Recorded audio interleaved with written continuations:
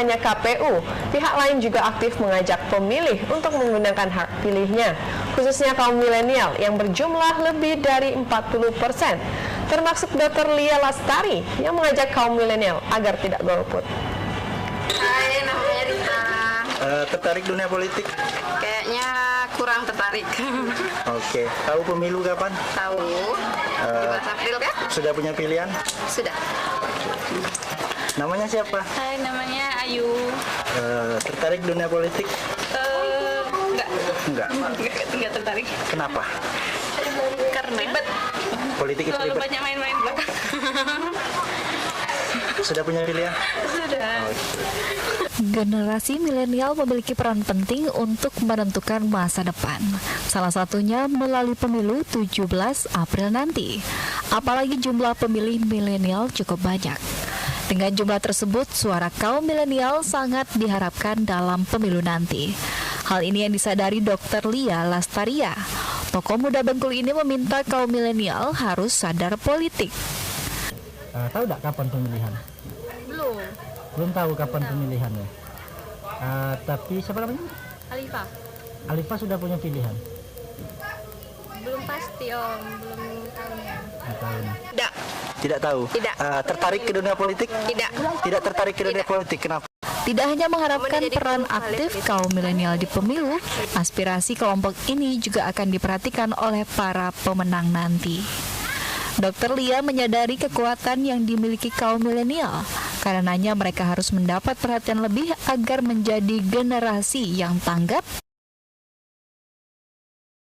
kreatif, dan inovatif. Saya berharap kaum milenial tidak apatis terhadap politik, salah satunya dengan tidak golput. Selain itu juga saya berharap kaum milenial tidak selalu berpikiran negatif tentang politik, karena politik itu sangat mempengaruhi masa depan suatu bangsa dan negara. Saipul, RBTV melaporkan. Pemirsa, memberikan pemahaman tentang penulisan berita yang sesuai dengan kaidah jurnalistik. Surat Kabar Rakyat Bengkulu menggelar diklat jurnalistik. Dibuka Rabu pagi, diklat diikuti 30 peserta baik mahasiswa maupun ASN. Surat Kabar Harian Rakyat Bengkulu rutin setiap tahun menggelar pendidikan dan pelatihan jurnalistik untuk masyarakat. Tahun ini yang ke-9 kalinya digelar, diklat dibuka Rabu pagi oleh GM Rakyat Bengkulu Marsal Abadi.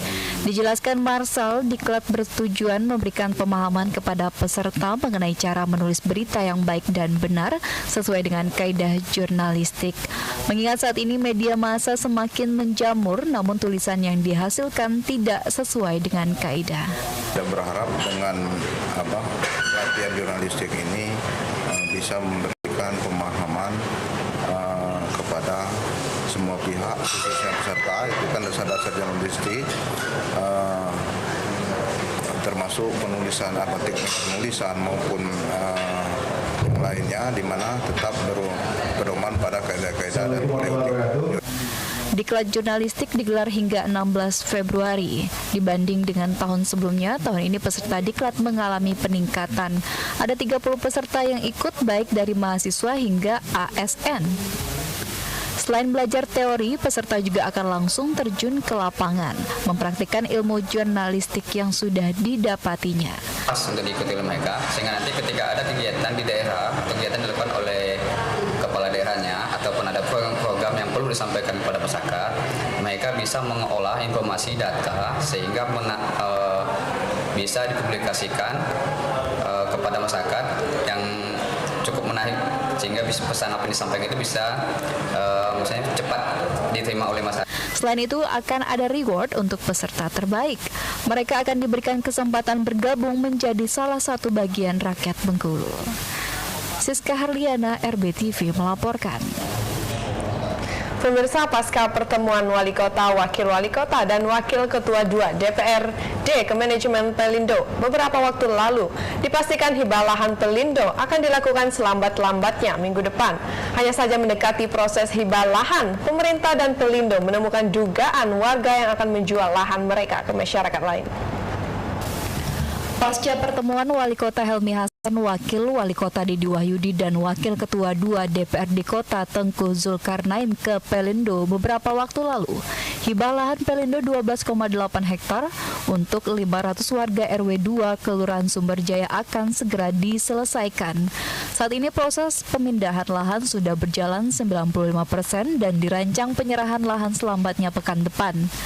Hanya saja saat rapat tertutup antara Pelindo, BPN, dan pemerintah kota Rabu siang, pemerintah menemukan dugaan warga yang sudah menjual lahan miliknya.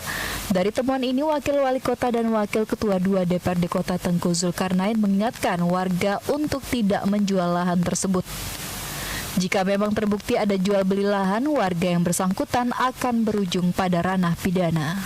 Pernah menjual belikan lahan tersebut karena lahan tersebut adalah milik negara. Tadi Bang, dari data yang didapat udah ada informasi katanya warga yang menjual lahan ini ya Bang? Nanti akan berhadapan dengan hukum, itu saja. Ya. Nanti kita menelusuri ini juga berarti ya Bang? Iya. Berapa orang Bang data dari yang kita dapat ini? Saya belum bisa detail berapa. Tapi luasnya pemerintah pusat, dalam hal ini pemerintah kota, memberikan lahan tersebut kepada masyarakat yang selama ini menempati, kemudian dilarang menjual belikan. Muncul kabar bahwa ini akan dihibahkan, banyak eksodus datang ke sana kan, tempat-tempat kemudian ada yang menjual, tidak boleh kan. Sementara itu untuk keempat RT yang diusulkan pindah dengan syarat khusus yang diajukan Pelindo, belakangan disepakati satu RT di Teluk Sepang yang akan digabung dengan Kelurahan Sumberjaya yang berjumlah 74 kepala keluarga. Ferdi Duansah, RBTV melaporkan. Informasi tadi sekaligus menutup jumpa kita pada sore hari ini. Saya Ami Pratiwi, terima kasih dan salam Camkoha.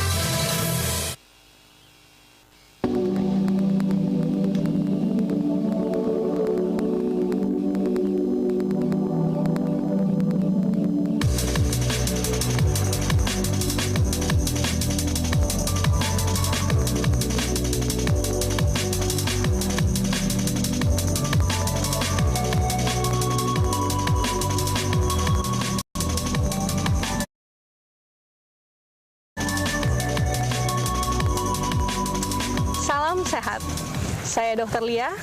Tips sehat kali ini saya akan membahas mengenai cara mencegah rhinofaringitis. Rhinofaringitis atau batuk pilek yang disertai dengan nyeri menelan yang sudah pernah saya jelaskan sebelumnya, itu mudah sekali ditularkan melalui udara. Oleh sebab itu, saya akan menjelaskan bagaimana cara pencegahan agar tidak terjadi rhinofaringitis berulang lagi. Yang pertama, cuci tangan yang baik dan benar menggunakan sabun. Yang kedua, jaga asupan makanan dengan gizi cukup dan seimbang untuk meningkatkan sistem kekebalan tubuh atau sistem imun tubuh.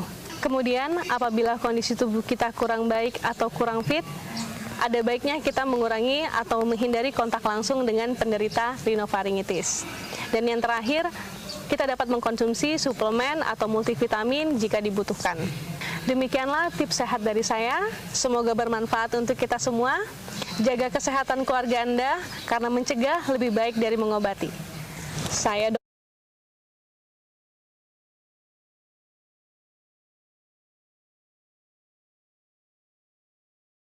Dr. Lia, salam sehat.